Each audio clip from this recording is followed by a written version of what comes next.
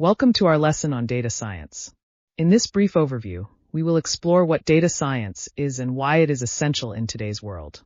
Data science is an interdisciplinary field that merges statistics, computer science, and domain expertise.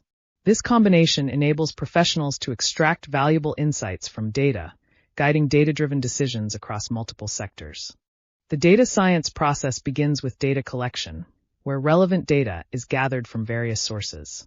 Next, data cleaning is essential to ensure accuracy, forming the basis for reliable insights and conclusions. This quote by Clive Humby emphasizes the value of data in today's economy.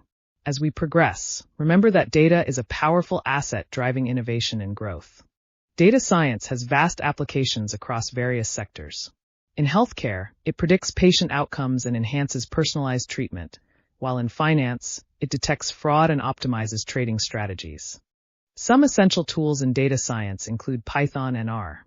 Python is popular for data analysis and machine learning, while R excels in statistical analysis and data visualization.